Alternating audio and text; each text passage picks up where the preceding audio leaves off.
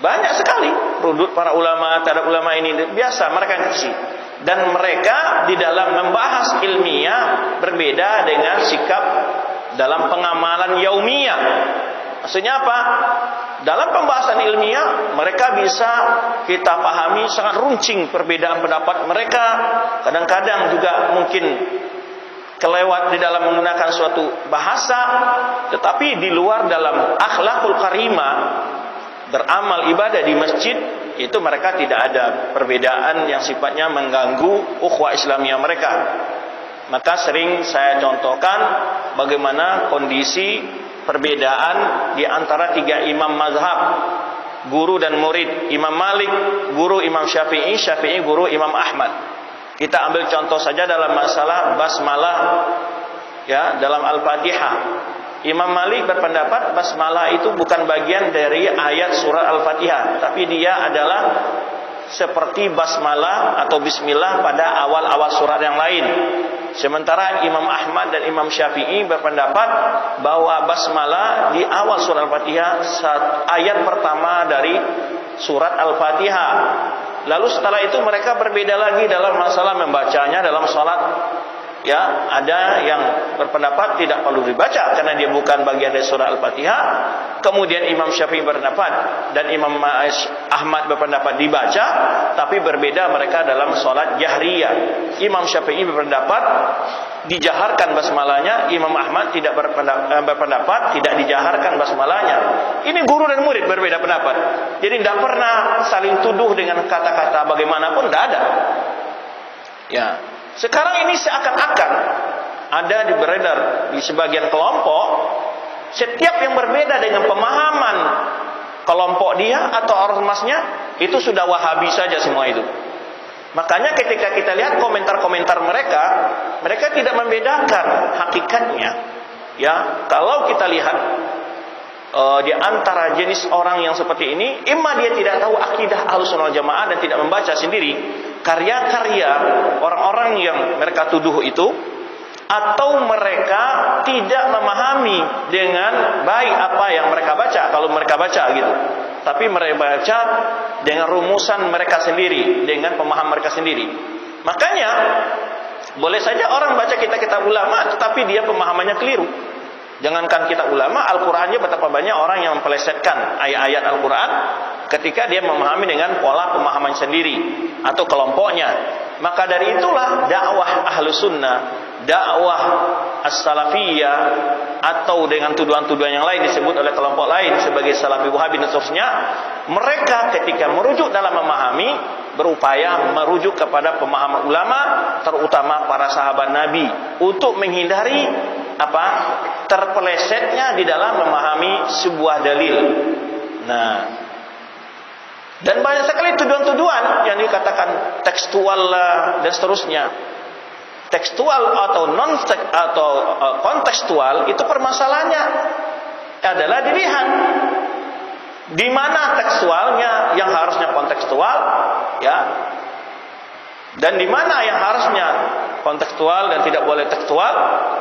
Tetapi mereka selalu mengatakan, ya, orang-orang yang berupaya mengikuti pemahaman sahabat ini terlalu tekstual, ya, dan seterusnya. Nah, ini banyak sekali sekarang. Maka kita perlu menjelaskan kepada umat al-haq, membela kehormatan saudara sesama muslim yang difitnah wajib. Bila kita tahu seseorang dikriminalisasi dan orang tersebut murni tidak bersalah dari tuduhan yang dituduhkan kepadanya, maka kita wajib memberikan persaksian. Kalau tidak, berarti kita membiarkan kezaliman dan menyembunyikan kebenaran.